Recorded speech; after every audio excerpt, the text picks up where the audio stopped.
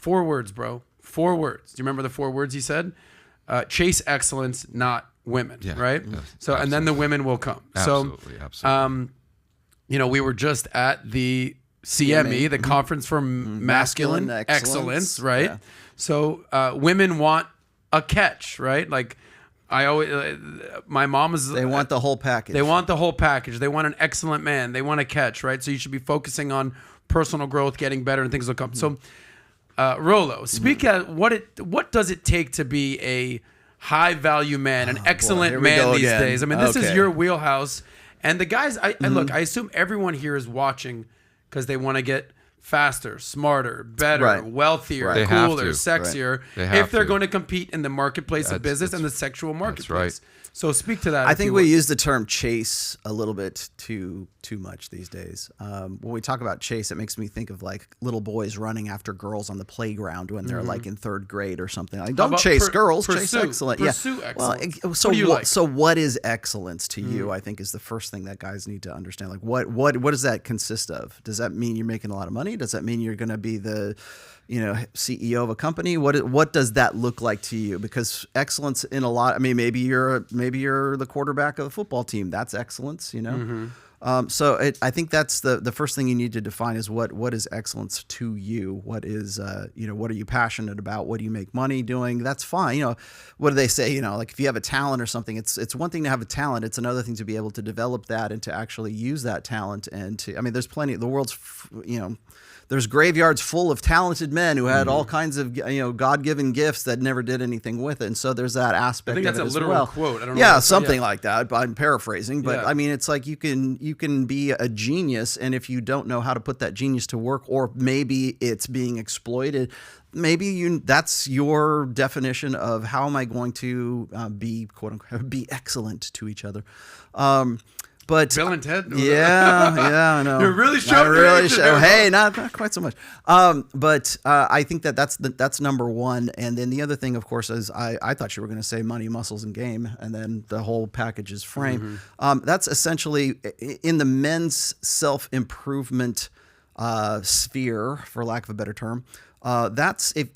Those are the 3 dynamics that most guys either are really good in one of those, or they're deficient in another. And so maybe you call that's it grossing out. In one or the well, other, what happens is if somebody is really good with like, okay, I'm not a very good looking guy, so I'm going to gross out in making a whole lot of money. Bill Gates, good example, right? Zuckerberg. I'll never get laid, but I want to make a lot of money because I think that I lead with my wallet and it's sex as a transaction, but I'm okay with that because I'm Bill Gates. Look at me, right? So what happens is when guys are deficient in one or 2 of those areas, they tend to gross out in another area. So like really super rich men tend to have like some of the worst game you'll ever know, like Bezos, for example, Elon Musk also, for example. People, I called Elon Musk a beta on this very show at one point. And people were like, oh my God, how can he possibly say that? He's the richest man in the world. And it's like, he's got to be alpha. I'm like, no, he grosses out in one of those areas, which is he makes a lot of money, right? And then there's the guys who are like the fitness guys. Well, at least I can be really hot and I can be really good looking. I go take off my shirt down at South Beach and women flock to me or whatever. Okay, but I'm dirt poor and I'm couch surfing on my buddy's couch at home, right?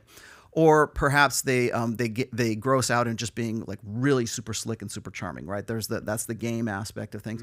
Now, of course, the total package that when women say, I want a guy who's got money and he's got to love his mom and he's got to, it's this laundry list of prerequisites. And, he's got to be funny. He's got to be educated. He's got to be taller than me. It's like just this laundry list of things. Now, does that mean that if you don't have one of those things, you're just absolutely screwed? No, but what it's going to mean is that you're going to compensate in other ways.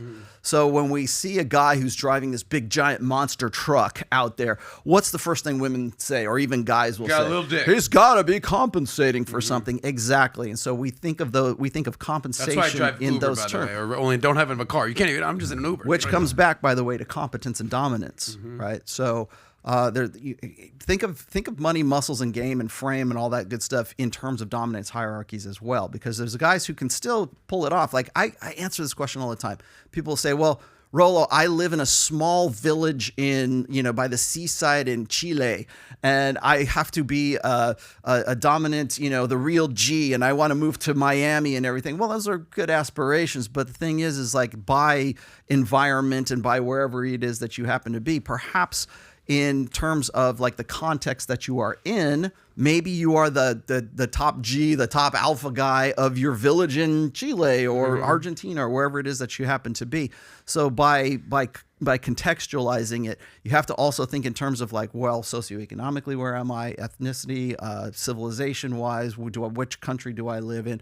And I think one of the things that we sort of get lost in with respect to the red pill and the stuff that I do is that we tend to think of success as being the guy who lives on a super yacht and he's draped over a Lamborghini, and it's like that's the apex of being like the highest order guy, right? He chased excellence, right? So here's his excellence. He's got a McLaren, right?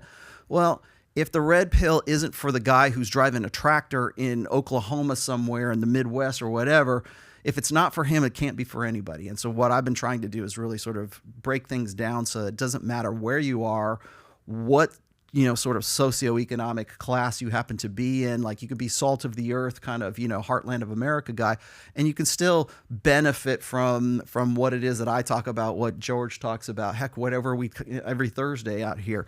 And if it's not accessible, if it can't be for the everyman, then it's like, what are we really doing?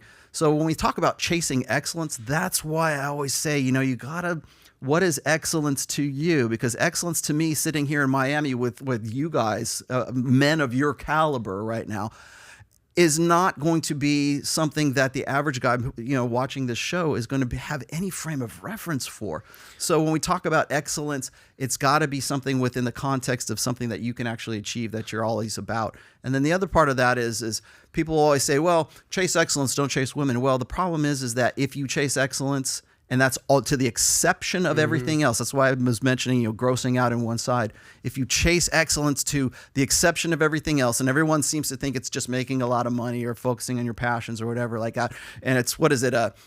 Ignore women, acquire currency. I've seen that meme before.